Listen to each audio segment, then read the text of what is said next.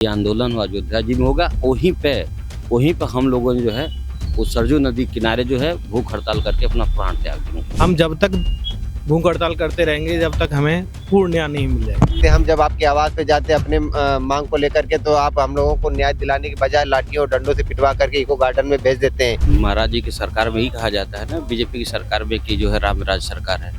क्या दलित और पिछड़ा होना गुनाह है? कहते थे कि अगर पिछड़े और दलितों 69,000 शिक्षक भर्ती आरक्षण घोटाले पे केशव प्रसाद मौर्य जी अगर जुबान खोल देंगे तो इनका जुबान बीजेपी वाले काट लेंगे। हम लोग ने वोट दिया है तो हम लोगों का अधिकार है, हमें हमारे हिस्से का न्याय क्यों नहीं देते योगी जी? आवास जाते हैं, हम लोग मिलने जाते हैं, वहाँ कुछ आश्वासन मिलता है और कुछ नहीं, हमारी कोई बात ही नहीं सुनी जाती है। 4 PM न्यूज नेटवर्क में आप सभी का स्वागत है। मैं हूं क्षितिज कांत। 2024 का आगाज हो चुका है और लोकसभा चुनाव इसी में है। पीछे आप देख रहे हैं बैनर 69,000 शिक्षक भर्ती आरक्षण घोटाला। 6800 शिक्षक अभ्यर्थी लगातार 564 दिनों से धरने पर बैठे हुए हैं, लेकिन सरकार के कान में अभी तक के जू नहीं रेंग रही। 2022 विधानसभा चुनाव होता है, हरी झंडी दे दी जाती और इसी जगह पे लगातार धरना जारी रहता है। पीछे आप तमाम लोग देख रहे हैं, सभी में घोर निराशा है। पीछे आमरण अनशन पे एक तरीके से बैठ गए भूख हड़ताल पर, और यहाँ पे सभी लोग समर्थन में लगातार बात कर रहे हैं। सरकार के तमाम मंत्रियों के पास जाते हैं, धरना करते, प्रदर्शन करते, लेकिन सुनवाई कुछ भी नहीं। एक साल फिर बीत चुका है, 2023 के बाद 2024 आने को है। मैं लोगों से बात करूंगा, ये 2023 में क्या यादें लेकर के 2024 में जा रहे हैं और क्या वाकई में अभी भी लग रहा है कि जो बातें जो बताई गई हैं इनको और जो मांगे जो इनकी हैं क्या मान ली जाएंगी। लोकसभा चुनाव बिल्कुल करीब है, 24 का आगाज हो चुका है। क्या चल रहा है दिमाग में इस समय? अभी भी धरने बैठे हुए हैं। जी, हम सब लोग यही चाहते हैं, पहले तो यही चाहते हैं कि हमारी जो है आवाज़ उन तक पहुँचे और ये धरना जल्दी से जल्द समाप्त करके अपने, क्योंकि छवि अपनी सरकार भी खराब कर रही है और वैसे भी जब से लिस्ट आई हुई है हम लगातार संघर्ष कर रहे हैं और ये संघर्ष तब तक जारी रहेगा जब तक हम लोगों की नियुक्ति नहीं हो जाती है। तो रणनीति यही है कि उनको डर था कहीं विधानसभा चुनाव में हमारे साथ अहित ना हो जाए, तो उन लोगों ने हमारा सुध ली और तत्काल लिस्ट जारी की। और यही हम लोग चाहते हैं कि अब 2024 जो आने वाला लोकसभा चुनाव है तहाँ तक हम लोग डटे रहेंगे यहाँ पर और तब तक नियुक्ति लेके नहीं जाएंगे अपने घरों को जब तक हमें सरकार सुनती नहीं है, हमारी नियुक्ति नहीं दे देती है। 564 दिन भाई कम नहीं होते और यहाँ पे लगातार 564 दिन से प्रदर्शन कर रहे हो। हरी झंडी भी दिखाई गई। 2022 के बाद 2023 भी बीत चुका है, 24 आने को है। मन में क्या चल रहा? सर, मन में तो यही चल रहा है कि अगर मुख्यमंत्री जी जैसे पहले हम लोगों की बात सुन लिए थे, एक बार अगर दोबारा भी सुन लेंगे तो हम लोगों के साथ न्याय हो जाएगा। लेकिन अफसोस है कि जो हमारे वर्ग के मंत्री है, विधायक है, हमारी बात खुद माननीय मुख्यमंत्री जी तक पहुंचाना ही नहीं चाहते हैं। अगर वास्तव में हम सबके मसीहा होते, पिछड़े और दलितों के मसीहा होते, जैसे चुनाव आता तो कहते हैं ना कि हम पिछड़े और दलितों के मसीहा हैं, तो हम वही पिछड़े दलित हैं जिनके बारे में आप चुनाव आता है तो कहते हैं कि हम पिछड़े दलितों के मसीहा हैं। मैं इन सभी मंत्रियों और विधायकों और सांसदों से निवेदन कर रहा हूँ कि आप सिर्फ चुनाव में जब आते हैं तो पिछड़ों की बात करते हैं, दलितों की बात करते हैं, पिछड़ों दलितों के जा करके घर खाना खाते हैं, तो इन सब चीज़ों से सिर्फ काम नहीं चलेगा। जब पिछड़ों और दलितों के हक की बारी आती है तो आप दरवाजे बंद कर लेते हैं। हम जब आपकी आवाज़ पे जाते हैं अपने मांग को लेकर के, तो आप हम लोगों को न्याय दिलाने के बजाय लाठियों और डंडों से पिटवा करके इको गार्डन में भेज देते हैं। इससे आपके समाज का उद्धार नहीं होगा, इससे आपका समाज आगे नहीं बढ़ेगा। जब आपका समाज आगे तब बढ़ेगा जब आपके समाज को न्याय मिलेगा। लेकिन आप लोग पिछड़े और दलितों के लिए पता नहीं क्यों मौन है। ये अनुप्रिया पटेल जी, ओम प्रकाश राजभर जी चुनाव से पहले जब सपा के साथ इनका गठबंधन था तो यही कहते थे कि अगर पिछड़े और दलितों 69,000 शिक्षक भर्ती आरक्षण घोटाले पे केशव प्रसाद मौर्य जी अगर जुबान खोल देंगे तो इनका जुबान बीजेपी वाले काट लेंगे। लेकिन जब से बीजेपी के साथ गठबंधन में गए हैं, एकदम ये भी मौन हो गए हैं। यही कहते थे कि ये लीडर नहीं लोडर है। अब मुझे लगता है कि ये जब से बीजेपी के साथ गए हैं ये भी लीडर नहीं, अब लोडर हो गए हैं। लेकिन मैं फिर भी, मुझे भरोसा है कि जिस दिन हमारी माननीय मुख्यमंत्री जी तक आवाज़ जाएगी वो हम लोगों के साथ न्याय करेंगे। लेकिन हमारी वहाँ पे कोई बात सही से रखने वाला नहीं मिल पा रहा है, इसलिए लगता है कि हमें अभी भी न्याय नहीं मिल पा रहा है।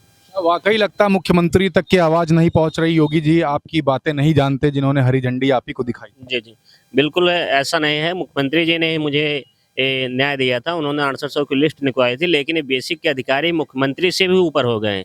एक मुख्यमंत्री की बात को भी नहीं मान रहे हैं। जो चुनाव से पहले 5 जनवरी 2022 को मुख्यमंत्री ने कहा कि इन बच्चों के साथ न्याय होना चाहिए और न्याय मिला भी। 6800 की चयन लिस्ट आई हमारी, लेकिन बेसिक विभाग के अधिकारी 2 साल बीत गए, अभी तक नियुक्ति नहीं दे पाए हैं। तो हमें लगता है कि अब मुख्यमंत्री की जरूरत नहीं, बल्कि बेसिक के डीजी या सचिव को मुख्यमंत्री पद पे बैठा देना चाहिए, क्योंकि सर्वोपरि वही हो गए हैं। मुख्यमंत्री का आदेश का इस उत्तर प्रदेश में कोई वैल्यू नहीं है। मुख्यमंत्री के आदेश की उस उत्तर प्रदेश में कोई वैल्यू नहीं है। साथ ही यहाँ पे काफी आपके जो है काफी घोर निराशा है, काफी परेशानी में है आप लोग। यहाँ पे तमाम लोग बैठे हुए हैं। 2024 आ रहा है, अब मन में क्या आ रहा है? मन में यही आ रहा है कि अभी भी माननीय योगी जी से उम्मीद है कि अभी भी हमारी लिस्ट जो जारी किए थे उस पर अपना अगला कार्रवाई कर सकते हैं, लेकिन माननीय योगी जी के पास अभी भी हमारे मिलने का भी डेट नहीं। अच्छा, एक बात कर ले, क्या वाकई में लगता है योगी जी को आपकी बातें मालूम ही नहीं? अब हम लोग जब तक वो करेंगे नहीं तब तक हम लोग यही उम्मीद लगाए बैठे हैं कि वो हमारी बात उनकी जानकारी नहीं है। अगर जैसी जानकारी इस बीच में हो जाती है उस शेड्यूलिंग काउंसिलिंग का जारी कर देंगे। लेकिन ऐसा हमें इसलिए लगता है कि जब हम पिछले कुछ दिन पहले माननीय स्वतंत्र देव जी के आवास पे गए थे तो उनका यही संदेश था कि आप लोगों की आधी नियुक्तियां हो चुकी हैं, 6800 में आधी नियुक्तियां हो गई है। तो इसी तरह से मुझे लगता है कि गलत ब्रीफिंग माननीय मुख्यमंत्री जी की भी हो रही है, जो जब वो माननीय स्वतंत्र देव जी को गलत ब्रीफ कर रहे हैं कि जिसमें जबकि एक भी नियुक्ति 6800 में नहीं हुई है, लेकिन उस दिन माननीय स्वतंत्र देव जी सिंह कह रहे थे कि आपकी आधी नियुक्तियां हो गई हैं। तो मुझे लगता है कि ऐसे ही गलत ब्रीफिंग माननीय मुख्यमंत्री जी के यहाँ भी हो रही है कि इन बच्चों का ये काम हो गया है, ऐसा कुछ भी नहीं है। तो मुझे लगता है गलत ब्रीफिंग हो रही है। आपका नाम भाई? दीप चंद्र। यहाँ पे तमाम बड़े नेता हैं बीजेपी के, घटक दलों में से हैं, और इन सभी के पास आप जा चुके हैं अपनी बात लेकर के। 2023 खत्म हो चुका, 24 आने को है। अब मन में क्या आ रहा है? 564 दिन बीत। मन में तो सर यही आ रहा है कि जब चुनाव का समय था तो उस समय हमारी लिस्ट निकाल दिए थे और उसके बाद किसी कारणवश नियुक्ति नहीं हो पाई थी। तो हम लोगों ने सोचा था, सभी 6800 में जो भी चयनित हैं उनके परिवार हैं, सभी ने यही सोचा था कि भाई हम इन्हीं लोगों को वोट करते हैं तो आगे हम लोगों की नियुक्ति हो जाएगी। लेकिन वो नियुक्ति अभी भी नहीं हुई है और अभी भी चुनाव का समय है। तो अगर नियुक्ति नहीं होगी तो आगे कुछ और ही किया जाएगा। कुछ और ही क्या? वोट लेने के लिए आप लोगों से झूठ बोला गया था, अब ये मानते हैं? जी, वोट लेने के लिए झूठ बोला गया था और फिर बोला जाएगा। हमारे समाज में फिर आएंगे हमारे पिछड़े दलित के जो नेता हैं और फिर हमसे झूठ बोलेंगे, फिर कहेंगे कि आप हमारे बच्चे हैं, हम आपके बेटे हैं, हम आपके परिवार से हैं। फिर खेतों में घुस जाते हैं गेहूं काटने के लिए, धान काटने के लिए, दलितों के यहाँ खाना खाते हैं। उसके बाद जब हम लोग उनके आवास पे जाते हैं तो हम दलितों को, पिछड़ों को हमको लाठी मार के वहाँ से भगा देते हैं। यहाँ पे तमाम भाई आपके आमरण अनशन पे बैठे हुए हैं, भूख हड़ताल कर दी है। कोई अभी तक के सुध लेने वाला सरकार की तरफ से या कोई एडमिनिस्ट्रेशन का कोई आया अभी? नहीं, हम आपके चैनल के माध्यम से बता देना चाहते हैं, यहाँ पर हमारे जो भी साथी भूख हड़ताल पर बैठे हैं, हम उनको ये बता देना चाहते हैं कि हम लोग हारे नहीं हैं, ना हार कर यहाँ से हटने वाले हैं। अभी हमारे 7 साथी भूख हड़ताल पर बैठे हैं, लेकिन आगे वाले कुछ दिनों में यहाँ पर जितने भी साथी हैं, हम ये बता देना चाहते हैं कि बहुत जल्द एक साथ सभी भूख हड़ताल पर बैठने वाले हैं और तब तक यहाँ से नहीं हटेंगे जब तक हमको न्याय नहीं मिल जाता है। यहाँ 564 दिन हो चुके हैं, हर एक दिन जुड़ता जा रहा है काउंटिंग में। पीछे मैं देख पा रहा हूँ 2022 विधानसभा चुनाव, अभी तक के कुछ नहीं, और 24 का आगाज हो चुका है, इसमें लोकसभा चुनाव भी है। देखिए, सबसे बड़ा दुर्भाग्य ये है, हम लोगों का निर्णय जो है ऐसे हवा में नहीं आया है। हम लोगों का निर्णय राष्ट्रीय पिछड़ा वर्ग आयोग ने, जो इसी सरकार ने, इसी भाजपा सरकार ने, मोदी सरकार ने संवैधानिक संस्था घोषित करते हुए पिछड़ा वर्ग आयोग को, और उस पिछड़ा वर्ग आयोग की रिपोर्ट को विभाग मानने से मना कर दे, ये सबसे बड़ा दुर्भाग्य है। और ये सरकार को शर्म आना चाहिए कि ऐसी संवैधानिक संस्थाओं का अगर आप रिपोर्ट नहीं फॉलो कर रहे हैं, मान रहे हैं, तो फिर आप क्या करेंगे। और सबसे बड़ा एक दुर्भाग्य और भी है, पिछड़ा दलित होना। हम लोगों के साथ एक पिछड़ा दलित होने का जो टैग जुड़ा हुआ है, इसके वजह से भी हम लोगों की नियुक्ति नहीं मिल पा रही है। संघर्ष लंबा हो रहा है, यकीनन लंबा हो रहा है, लेकिन अभी भी माननीय मुख्यमंत्री योगी जी से हम लोगों की आस एक लगी हुई है कि उनसे हमारी मुलाकात, अगर हमारे डेलीगेशन की मुलाकात एक बार हो जाएगी तो जरूर हम लोगों को न्याय मिल जाएगा। हम लोगों को एक बार मिले थे विधानसभा चुनाव के पहले, तब हमारी लिस्ट आई थी और हमें ये उम्मीद है कि अब हमारी मुलाकात होगी तो हमारा नियुक्ति पत्र मिलेगा। जैसे मंत्री जी से और मुख्यमंत्री जी से गलत ब्रीफिंग हो रही है तो उनको खुद सोचना चाहिए कि जो बच्चे 564 दिन से धरने पे हैं उनका एक डेलीगेशन बुलाएं और अधिकारियों को बुलाएं, उनके साथ बातचीत करें, उसका हल निकालें। किसी एक व्यक्ति को सुन के ऐसे कैसे निर्णय लिया जा सकता है कि ये सही बता रहा है? धरना देना संवैधानिक अधिकार है, लेकिन 564 दिन धरना चल जाना एक बहुत बड़ी बात है। आप लोग भी यहाँ पे धरने बैठी हुई हैं, किसी छिपा नहीं, लाठी खाए, डंडे खाए, महिलाओं के साथ किस तरीके की बर्बरता हुई पूरे देश ने देखा। 2024 आने को है, 23 खत्म होने वाला है, कुछ ही घंटे बचे हुए हैं। मन में इस समय क्या चल रहा है? मन में क्या, योगी जी हमेशा बेटियों की बातें करते हैं कि बेटी बचाओ बेटी पढ़ाओ। क्या हमें ये बताइए, हमें जवाब दें कि मंदिरों से और 5 किलो राशन से हम लोगों का समस्या का हल हो जाएगा? जो हमारे हिस्से का न्याय है, क्या योगी जी नहीं सुन सकते? उनसे मिलने के लिए मंत्री जी से बातें करना पड़ता है, मंत्री जी भी आश्वासन ही देते हैं। क्या हम जब वोट की टाइम आता है तो उनको हमारे लोगों का वोट लेना रहता है तो तुरंत आ जाते हैं, ये नहीं दिखता। एक बात कर ले, यहाँ पे तमाम तस्वीरें मैं मंत्रियों की देख पा रहा हूँ, सभी की मुस्कुराती हुई तस्वीरें हैं। क्या इसको देख करके गुस्सा आता है? बहुत गुस्सा आते हैं, क्योंकि हम लोग जब जाते हैं इनके आवास पे तो सीधे मुंह से बात नहीं करते हैं। दूसरी बात, डेलीगेशन जो टीम जाती है अंदर तो बहुत प्रॉब्लम, इतना मतलब कि वहाँ से पुलिस भी अंदर हम लोगों को नहीं जाने देते। बहुत मुश्किल से जब जाते भी हैं तो सीधे तौर पे बात नहीं करते, कहते हैं अपनी बात कि आश्वासन देते हैं डेट पे डेट, कभी एक का डेट लगाए। नाराजगी होती है? नाराजगी तो है, हमारे इतने दिन से हम लोग बैठे हैं, किस लिए बैठे हैं? आज वहां तक पहुंचे हैं, हमारे अपने लोग ही तो पहुंचाए हैं। हम लोग ने वोट दिया है तो हम लोगों का अधिकार है, हमें हमारे हिस्से का न्याय क्यों नहीं देते योगी जी? न्याय क्यों नहीं देते? अपने हक की लड़ाई कर रहे हैं यहाँ पर। मन में क्या आ रहा है? अब 2024 आने को, इसमें लोकसभा चुनाव भी है। 564 दिन से लगातार धरने पर बैठे हुए हैं और आपके भाई आमरण अनशन में बैठ चुके।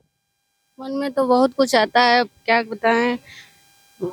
हमने तो बहुत कुछ सोच के इन लोगों को अपना मंत्री बनाया था कि शायद हमारे समाज से आते हैं, शायद हमारी बात को सुन ले, लेकिन ऐसा कुछ हुआ नहीं है। अब हमारे अरसर सब चैनल जो हैं उनको बार बार वही आश्वासन दे दिया जाता है कि आपका हो जाएगा, लेकिन नहीं, कुछ नहीं, सिर्फ आश्वासन ही मिल रहा है। लेकिन आप लोगों के माध्यम से हमने कल देखा कि वहाँ मोदी जी ने देखो कितना कह रहे हैं कि हम दलित के घर जा रहे हैं, वहाँ ये सब फोटो खिंचवाने के लिए। यहाँ 6800 लोग बैठे हैं, इनकी सुध कोई नहीं ले रहा है। कल के दिन एक सिलेंडर, जहाँ पे 10,000वां सिलेंडर मिला था अयोध्या में, वहाँ पे मोदी जी उनके घर में खुद गए थे और यहाँ 564 दिन से लगातार प्रदर्शन में बैठे हुए हैं। अब क्या कहेंगे आप? कुछ कोई सुनवाई नहीं है। हम ओबीसी आरक्षण के लोग हैं और क्या बताएं। 564 दिन हो गए धरने में बैठे हैं, लड़कियां हैं, हमारे साथ भाई हैं, सब लोग आते हैं, कोई सुनवाई नहीं है। सबके आवास जाते हैं, हम लोग मिलने जाते हैं, वहाँ कुछ आश्वासन मिलता है और कुछ नहीं, हमारी कोई बात ही नहीं सुनी जाती है। कोई बात नहीं सुनी जाती। पीछे देख रहे हैं यहाँ पे तमाम लोग आमरण अनशन में बैठ चुके हैं। बात करेंगे, कोशिश करेंगे समझने की कि आगे की क्या प्लानिंग है, क्या प्लानिंग कर रखी है आगे। 2023 खत्म होने को है, कुछ ही घंटे बचे हैं। 2024 का आगाज हो चुका है और इसमें लोकसभा चुनाव भी 564 दिन हो चुके। 2022 में जब विधानसभा चुनाव था तो हरी झंडी, और 24 का लोकसभा चुनाव करीब है। मन में क्या आ रहा है? मन में यही आ रहा है योगी बाबा से कि जब चुनाव था तो उन्होंने लिस्ट दे दी 5 जनवरी 2022 को हमें। उसके बाद अब चुनाव है तो हम कोशिश कर रहे हैं, सब तरीके के संघर्ष किया जा रहा है, धरने दिए जा रहे हैं। ऐसा नहीं है कि योगी को पता नहीं, सबको पता है, लेकिन वो ये है कि हम पिछड़े दलित हैं ना, इस वजह से हमें न्याय मिलने में बहुत देर हो रही है। हम जब तक भूख हड़ताल करते रहेंगे जब तक हमें पूर्ण न्याय नहीं मिल जाएगा। 7 दिन हो चुके हैं, स्वास्थ्य भी यहाँ पे कई लोग के बिगड़ चुके हैं, कई लोग हॉस्पिटल में भी हैं। यहाँ पर आपके भाई को भी देख रहे हैं, इनकी भी तबीयत गड़बड़ चल रही है। कब तक ये चलता रहेगा? 564 दिन बीत चुके हैं और ये आखिरी स्टेज मानी जाती है जब धरने प्रदर्शन में, जब अनशन पर जब बैठ जाते हैं। अब इसके बाद हम लोग की यही प्लानिंग है। महाराज जी की सरकार में ही कहा जाता है ना, बीजेपी की सरकार में कि जो है रामराज सरकार है। क्या दलित और पिछड़ा होना गुनाह है? दलित और पिछड़ा इतना ही महाराज जी ने, आपने तो ऐसा एहसास करा ही दिया कि दलित होना, जो अभी तो पहले जो है मनवादी विचारों में ही पढ़ा सुना करते थे, लेकिन आज हम लोगों को अनुभव हो गया कि हमारे गलती क्या है। सिर्फ हम पिछड़े और दलित समाज है, इसीलिए तो हम लोग वंचित हैं।